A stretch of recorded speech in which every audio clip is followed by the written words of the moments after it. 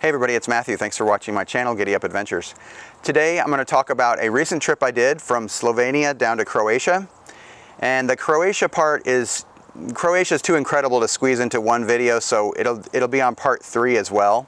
But this section will take us from Slovenia down to Croatia. And the middle section of this video also has a part which was really necessary, and that was, in order for me to do any part of this trip, I had to confront something that had been bothering me for 20 years. And I'm going to talk about that obstacle in the middle section of this trip. If you prefer just watching a guy talk about motorcycles and stuff, you can just fast forward to this section, and then you don't have to hear about any of my quirks.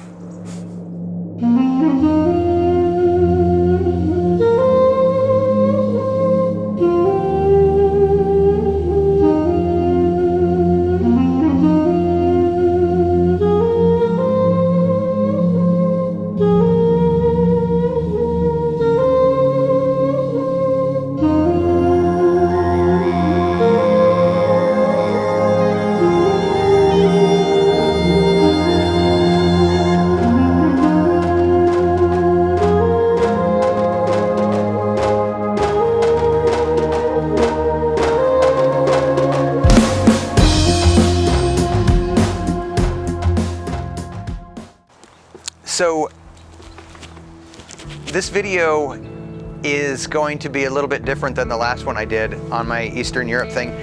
I wanted to talk about what was actually the purpose behind this, and in the very final video I'll share the second purpose of this trip. But the maybe the most important one was I needed to test my mettle and see if I had conquered my fears.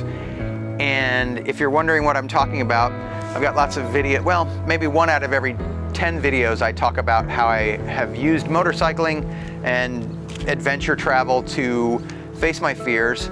And I'm not just somebody who gets a little bit worried. I am somebody who is diagnosed. My therapist actually he told me that he would tell other patients about me because I was such an extreme case. And one example of that would be the example he shares with his people. He doesn't use my name, so it's anonymous, but he says, if I was on a chairlift skiing and the chairlift stopped, like, I really don't care about breaking my leg. If I hate being trapped, and I would rather break my leg by jumping, 70 feet than be stuck on that thing. And he said, that's normal people don't think that way. That's a little extreme. And I'm like, hey, at least I know what I want. But in any case, I did some sessions with him, and I had to gradually expose myself to fear and ratchet it up a little bit harder and harder each time. And the unfortunate thing about agoraphobia, it's a portable phobia. And so for 20 years, I carried it around. And it kept me from living the life I wanted. I felt really tethered, where I couldn't do what I was capable of. And this trip, the flight from Amsterdam to Portland, or Portland to Amsterdam, is 10 hours. And my biggest fear, of course, is being confined on an airplane. Now, everybody always says the first thing out of their mouth is like, well, motorcycles are way more dangerous than airplanes, and I'm aware of that.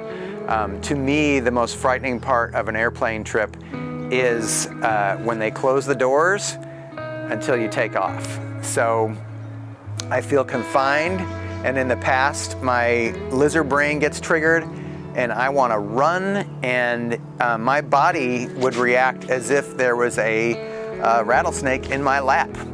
And you feel like you're going to die. All of your senses, your hands start tingling, you feel short of breath, your heart feels like it's beating 1,000,000 miles an hour.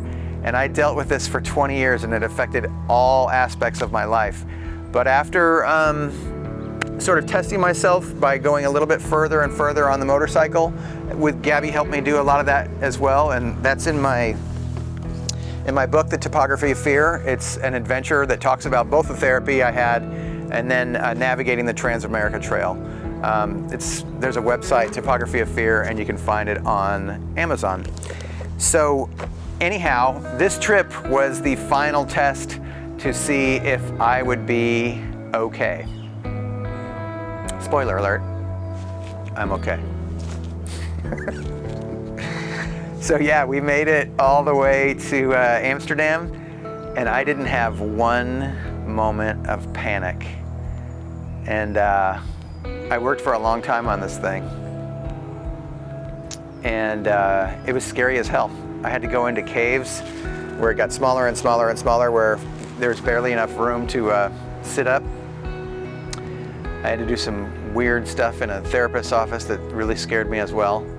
But the important thing, and my main message, is that if you have addiction, anxiety, depression, please ask for help. My final message, my point really, of both my book and the whole reason I do any videos at all, my message is, you're not alone. There is help, and all you have to do is ask for it. So if you ask for help, it's there. You may have to dig a little bit. If you need, I'm happy to talk to anybody about this. I'm not a therapist, but I can tell you my experience and how I found help to get through these things. Feel free to private message me or to just shoot me an email. Thanks. All right, so it's beginning of day 3 in Slovenia, and we had a great stay in Bled and did all the things we needed to do there, and now we're headed to a mountain pass, and wow, I'm headed right towards those beautiful mountains. So let's see where that